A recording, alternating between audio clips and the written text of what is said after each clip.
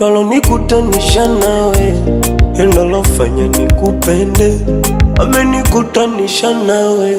Hisia tu na moyo huu ndo vilofanya nipagawe, vimefanya nikupende, nitulie na mapenzi ni mawili, wasoja na solemba, iwe kwa dhiki wengi wa mali, muhimu kupendana. Mapenzi ni mawili, wasoja na solemba, iwe kwa dhiki wengi wa mali, muhimu kupendana.